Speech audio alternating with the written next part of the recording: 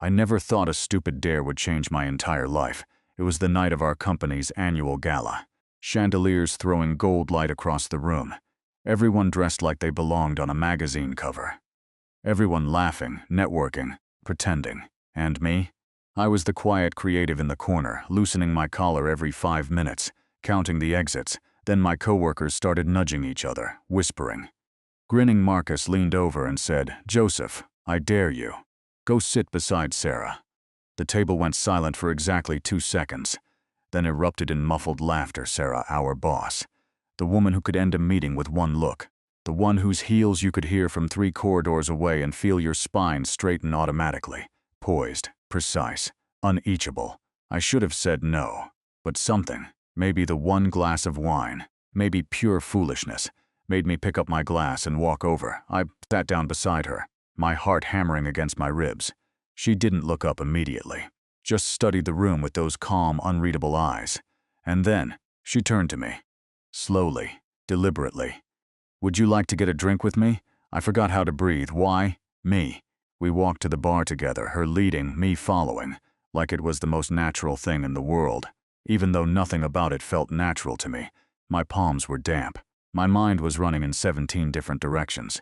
I kept thinking, this is a trap. This is some kind of test. She's going to ask me about the Henderson project, and I'm going to embarrass myself in front of the entire open bar. But she didn't say a word about work.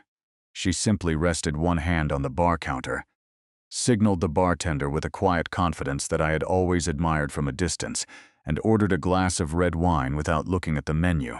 Then she turned to me, one eyebrow raised slightly. "And you?" I glanced at the bottles behind the counter like they were written in a foreign language. "Whatever she's having." The corner of her mouth moved, just barely. Almost a smile, but not quite. "Do you always make decisions that quickly?" she asked. "Only when I'm nervous," I admitted before I could stop myself. She looked at me then. Really looked at me. Not the way she looked at reports or presentations. Something quieter than that. "At least you're honest," she said softly. Almost to herself. We took our glasses and moved to a quieter corner of the room, away from the music, away from the laughter, away from the eyes that I could already feel following us. I stood beside her, both of us looking out at the crowd. For a long moment, neither of us spoke. "They dared you," she said. It wasn't a question. I felt heat rise up the back of my neck. Was it that obvious? "Marcus has the worst poker face in the building," she said flatly. I laughed. I couldn't help it. And something about my laughing made her shoulders drop, just slightly, like she had been holding them up all evening and finally remembered she didn't have to. "So why did you still come?" she asked, eyes still on the room. I thought about lying. I thought about saying something smooth and forgettable. But standing that close to her, in that quieter corner of a very loud room, the truth felt like the only thing worth offering. "Because everyone else was too scared to," I said, "and I figured, worst case, you'd send me back to my seat." She was quiet for a moment. "And best case?" she asked.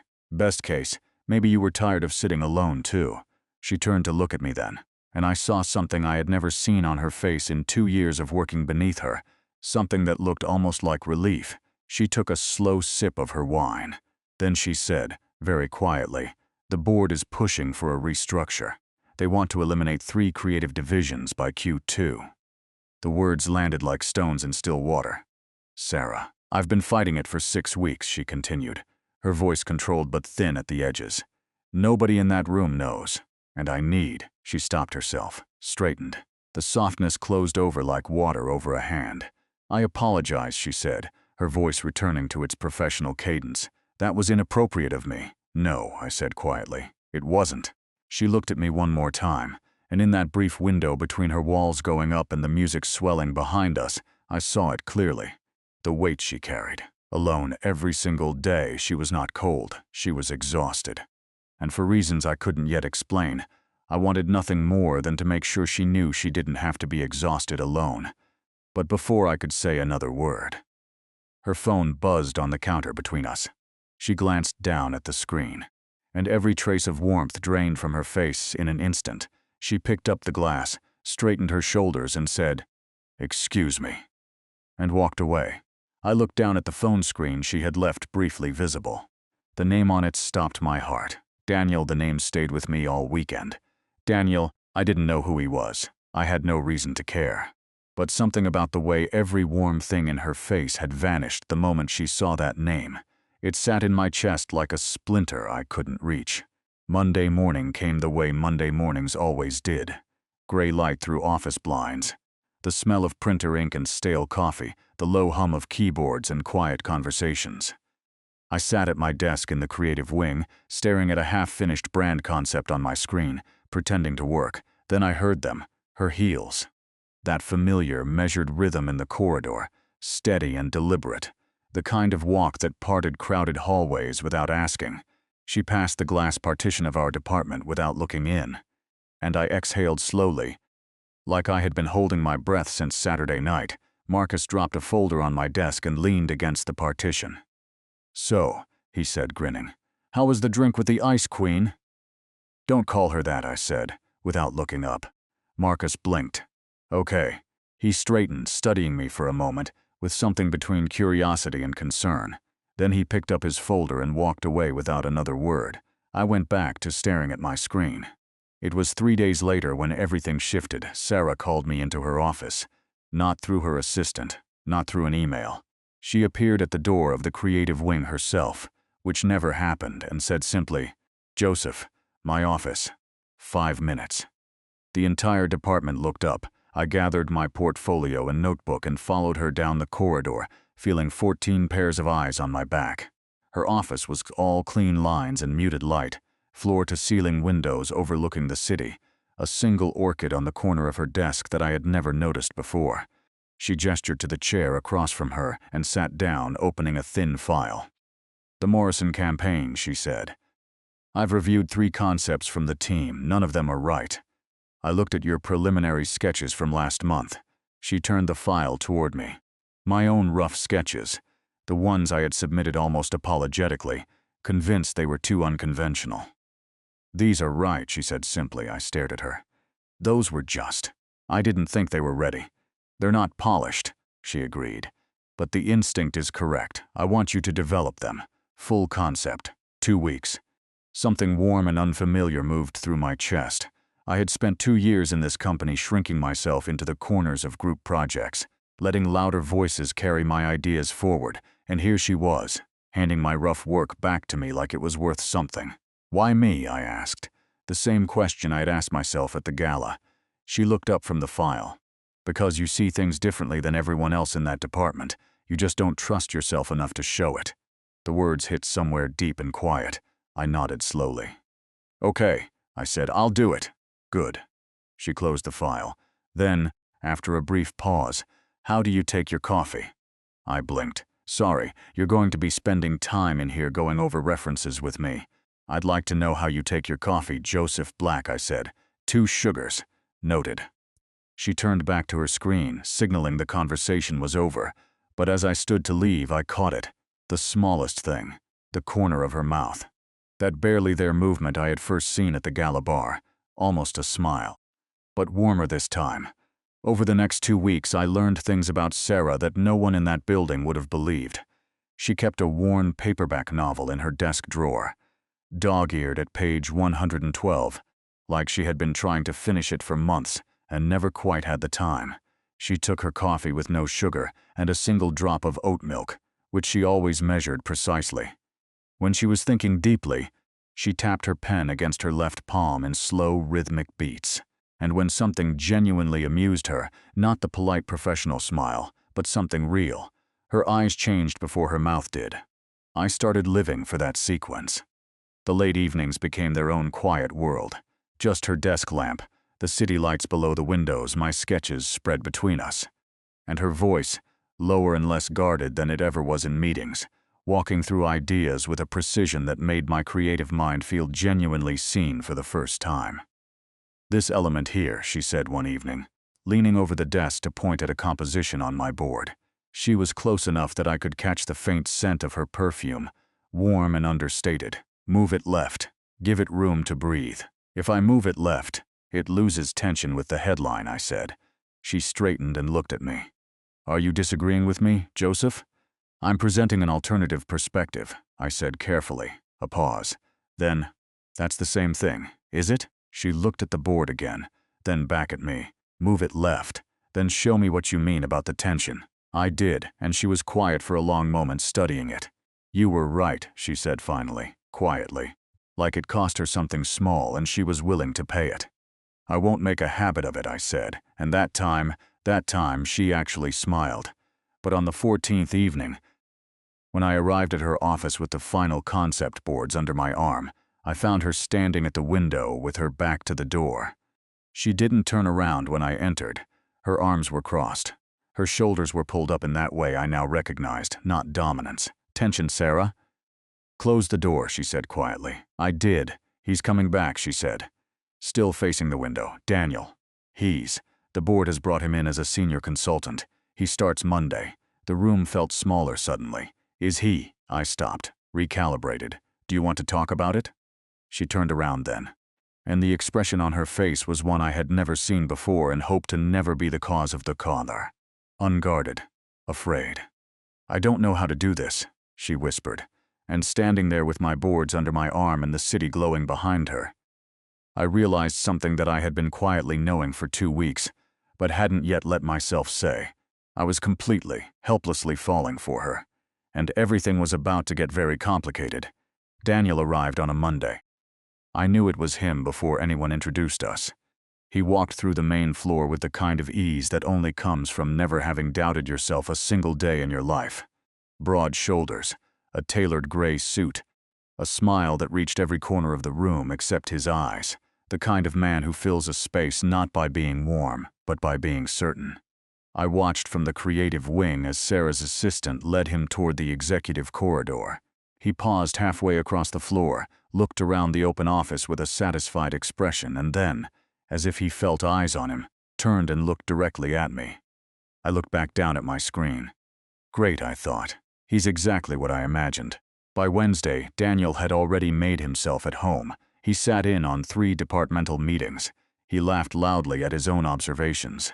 He had a habit of placing his hand briefly on the shoulder of whoever he was speaking to, a small, proprietary gesture that I noticed more than I should have, and he watched Sarah, not obviously, not in a way anyone else would catch. But I caught it.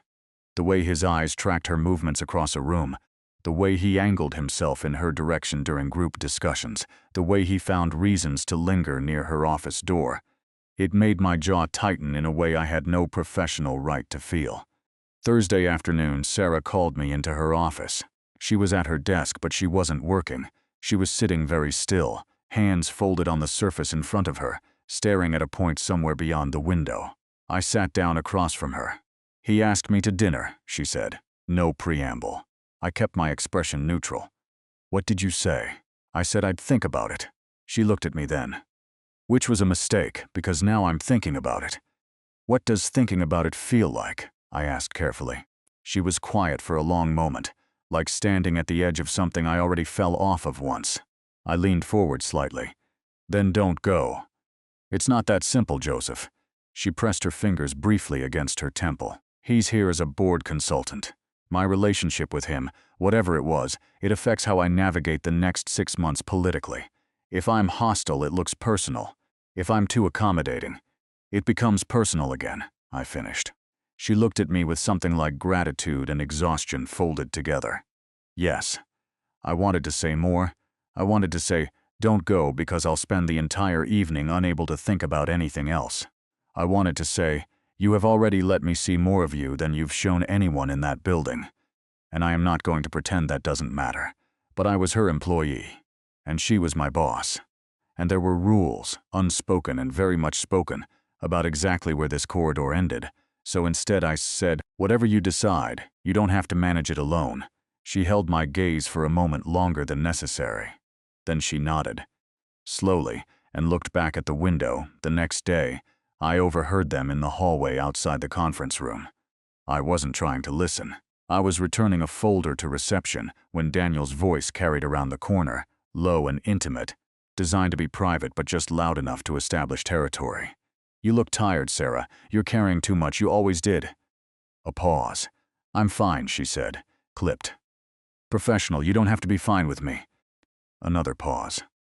Longer I turned and walked back the way I came before I could hear anything else.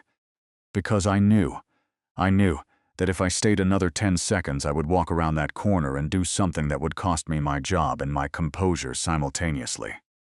That evening I stayed late in the creative wing. The office had emptied. The lights were on their automatic dim setting. I was at my desk, staring at a layout I had rearranged 11 times without improving it, when I heard footsteps, not her heels, different, slower. Daniel appeared at the glass partition of the creative wing.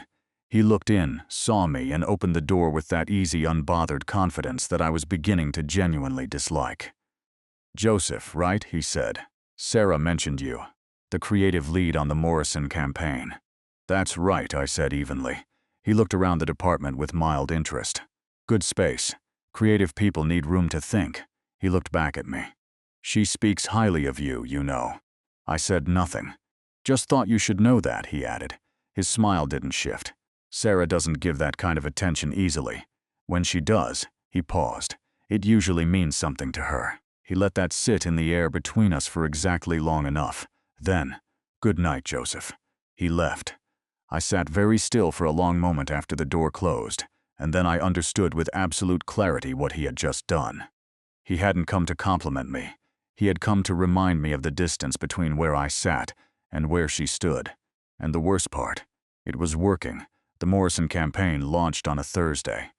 The presentation went perfectly, every composition, every concept, every detail that Sarah and I had quietly built across 14 late evenings, displayed across the boardroom screen like something I was genuinely proud of for the first time in my professional life.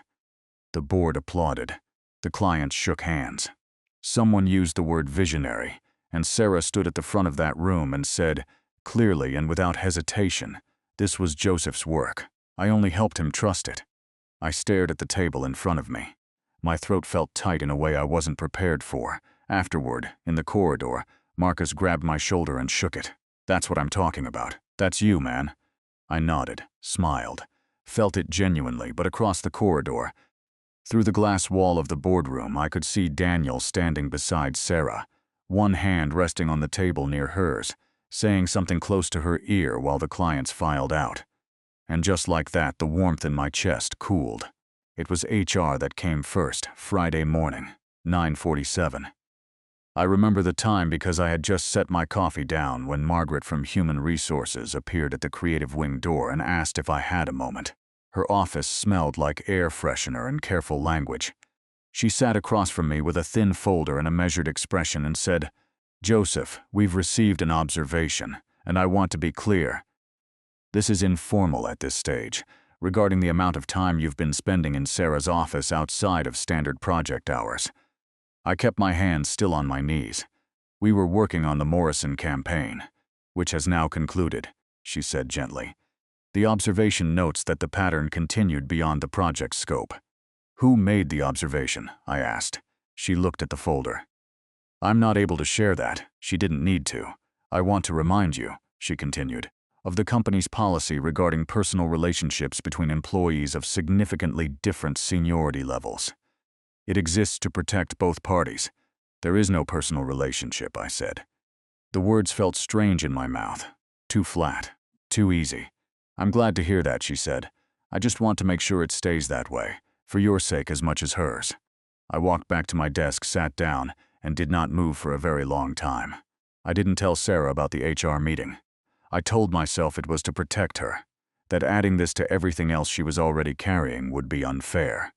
That the professional thing, the right thing, was to create some distance and let the attention pass. So I did. I stopped staying late. I responded to her messages professionally and briefly. When she appeared at the creative wing door, I was always on my way somewhere. I was polite, consistent, uneachable, and I hated every single second of it. She noticed within 4 days. I knew she had noticed because she didn't say anything. Sarah, who always said the precise and necessary thing, went completely silent on the subject of us, of whatever quiet, unnamed thing had been building in that office across 14 evenings and 2 cups of coffee and one barely there smile that I had stored somewhere important. She went silent, and her silence said everything. It was a Tuesday evening when Daniel found his opening. I had stayed late. Just once, against my own better judgment, because a deadline required it. I was in the corridor near the elevator when I heard raised voices from the direction of Sarah's office, not shouting, but sharp. Pressurized, I stopped walking. "You've been pulling away from everyone, Sarah. The board has noticed." "I've noticed."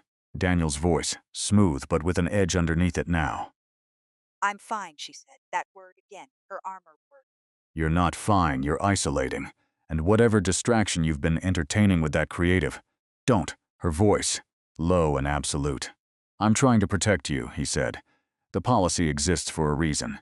You of all people cannot afford a scandal right now, not with the restructure still on the table. Not with everything I know about what the board is saying behind closed doors." A long silence. "What are you saying, Daniel?" "I'm saying," he said carefully, "that I am still the safest option you have, professionally, personally. And I think somewhere underneath all of this—" "Stop. You know that." I pressed my back against the corridor wall. My hands were not entirely steady. Then I heard her voice, quieter than I had ever heard it, stripped of everything professional, everything curated. "I need you to leave my office." A pause, footsteps.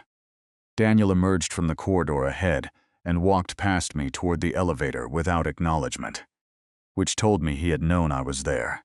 I stood in the corridor for a long moment. Then I walked to her office door, which was still open, and knocked quietly on the frame. She was standing at the window again, her back to me, arms crossed, the city lights below casting everything in pale gold. "I heard," I said simply. "I'm sorry." She didn't turn around. "Joseph," she said, very quietly, "why have you been avoiding me?" And there it was, the question I had been carrying for 11 days. I opened my mouth, closed it. Then, because she had been honest with me when it cost her something, and because she deserved the same, I told her the truth. "Carr called me in. Someone filed an observation. I was trying to protect your position." The silence that followed was the longest of my life. She turned around slowly, and the expression on her face broke something open in my chest that I was not sure I could close again. She looked at me for a long time without speaking. Not with anger, not with the composed, unreadable expression she wore in boardrooms and corridors. Something far more unguarded than that. Something that moved across her face like weather, like she was working through something enormous and silent, and had forgotten, for just a moment, to hide it. Then she said, "Sit down, Joseph." I sat. She didn't. She moved to the window and stood with her back partially to me, one hand resting against the glass. The city below was all amber and distance. "When I was 31, she began, "I was exactly where you are now, junior position, quiet. Convinced that if I just worked hard enough and stayed small enough, the right people would eventually notice." I said nothing. I just listened. Daniel was my superior then. He noticed. A pause. He was brilliant and certain, and he made me feel visible. For the first time in a very long time. Her hand pressed slightly harder against the glass, and then the board offered him a position in another city, and he left. No conversation, no warning, just gone. And I was left holding every professional risk I had taken for him. The room was very quiet. "I built everything after that alone," she said. "Every promotion, every campaign, every room I had to walk into twice as prepared as everyone else just to be taken half as seriously." She turned to look at me then. "The coldness that everyone talks about, that isn't who I am, Joseph. That's what I built to make sure no one could ever do that to me again." I felt the weight of that sentence settle across the room like something physical. "And then you sat down beside me at a gala," she said softly, "because of a dare. And somehow," she stopped, looked at her hand against the glass. "Somehow you made me feel visible again, without trying to, without asking for anything in return." "Sarah, I'm not finished," she said quietly. I closed my mouth. "I know what the policy says. I know what Daniel is trying to do. He is using every professional lever available to him to back me into a corner where he looks like the only stable option." Her voice was steady, but her eyes were not. And the version of me from 5 years ago would have let him, because that version of me believed that safety was more important than truth.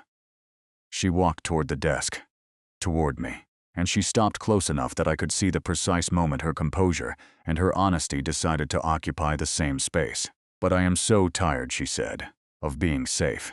I stood up slowly. We were close now. closer than the desk and the layouts and the coffee cups and all the professional careful distance had ever allowed. "I'm not going anywhere," I said. "Not because of Daniel. Not because of a policy written by people who've never felt anything inconvenient in their lives." "You could lose your position," she said. "I know. It could affect your career for years. I know that too." She searched my face. "Why, Joseph? You're young. You're talented. You have every reason to walk away from this and protect yourself." I thought about that for a moment, about the quiet creative who had spent 2 years making himself smaller. About the man who had picked up his glass at a gala because everyone else was too afraid to. "Because you looked at my rough sketches," I said, "and told me the instinct was correct. Because you measured your coffee to the exact drop and kept a paperback you never had time to finish. Because you carried an entire restructure alone for 6 weeks and only cracked once. At a bar. Beside a man you barely knew, and even then you apologized for it." Her breath was very quiet. "Because the first time you almost smiled at me," I said, "I decided I wanted to spend a considerable amount of time earning the real one." The silence that followed was not empty. It was full. Of everything we had been carefully not saying across 14 evenings, and 11 days of distance and one very long corridor, she reached out and placed her hand over mine on the desk. Warm, steady, deliberate. "I'm going to speak to the board," she said, "not to create a scandal, but because the policy as written is being weaponized by someone who understands its language better than its intention. And that ends now." "And Daniel?" I asked. Her expression settled into something I recognized, not coldness. Clarity. "Daniel made his choice 10 years ago," she said. "I'm making mine now." She straightened, squared her shoulders, and for the first time, the strength in her posture didn't look like armor, it looked like freedom. "Go home, Joseph," she said softly. "Get some sleep." A pause. "And bring me something worth arguing about on Monday." I picked up my jacket from the chair. At the door, I turned back. "For what it's worth," I said, "you've been visible to me since the beginning." She didn't answer, but her eyes changed before her mouth did. And this time, it was the real one. The board meeting was on a Wednesday. I wasn't in the room. I had no right to be. But I sat at my desk in the creative wing with my headphones around my neck and my eyes on a screen I hadn't actually looked at in 40 minutes. And I waited. Marcus sat across from me, pretending to work, occasionally glancing up with the expression of someone who knows something significant is happening and has the decency not to ask. At 11:43, Sarah's assistant walked through the creative wing and placed a single printed memo on the department head's desk without a word. I watched the department head read it, watched his eyebrows rise, watched him set it down carefully. He looked across the room at me and nodded once. The policy wasn't eliminated. That would have been too simple, and Sarah was never interested in simple. She was interested in correct. What changed was its language. A formal revision, proposed by Sarah and seconded by 2 board members, who had apparently been quietly uncomfortable with its application for some time, that distinguished between exploitative relationships and consensual ones, between colleagues of differing seniority. It was precise, it was professional, it was entirely her. Daniel's consultancy contract was not renewed at the quarter. He left on a Friday, the same way he had apparently always left, without ceremony, without conversation. I watched him cross the main floor from the creative wing window and felt nothing except a quiet, clean relief. Sarah and I did not rush. That felt important to say, because the story of 2 people finding their way to each other is so often told as though the moment of decision is also the moment of arrival. It isn't. It is only the moment the door opens. We had coffee first. Real coffee outside the building, at a small place 2 streets over with mismatched chairs and a chalkboard menu. She ordered with no sugar and a single drop of oat milk. I ordered black with 2 sugars. The woman behind the counter looked at us both and said, "Opposites," and went back to the machine. Sarah looked at me over the rim of her cup. "She's not wrong. She's not entirely right either," I said. "No," she agreed. "Not entirely." There were difficult weeks. I won't pretend otherwise. There were colleagues who whispered and a few who were openly skeptical. There were mornings when the professional distance we still maintained in meetings felt like a strange performance, and evenings when I second-guessed whether I had complicated her life more than I had added to it. I told her that once, late, over the phone, when the city was quiet and honest. She was silent for a moment.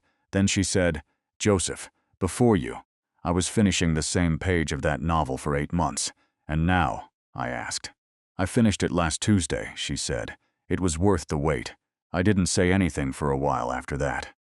"That might be the most romantic thing you've ever said to me," I finally managed. "Don't push it," she said, but I could hear it. The smile that started in her eyes 1 year later. It was the night of the annual gala again. Same chandelier light, same dressed-up crowd, same low music threading through the room like a reminder. I stood near the bar, watching the room, feeling none of the anxiety I had carried into this same space 12 months ago. Sarah appeared beside me, unhurried, that measured, deliberate presence, but softer now. The kind of strength that doesn't need to announce itself. She stood close enough that our arms touched. "Anyone dare you to sit beside me this year?" she asked, eyes on the room. "Didn't need a dare," I said. She turned to look at me and I saw it. The full sequence I had learned to live for. The eyes first, then the mouth. Warm and real and entirely hers. "Good answer," she said softly. I reached down and took her hand. She let me. And in that room full of noise and light, and people performing their best versions of themselves, we were just two people standing quietly together, which, it turned out, was everything. If this story found you at the right moment, share it with someone who needs to hear it. And if you haven't yet, subscribe. There are more stories where this one came from, and every single one of them is worth the wait.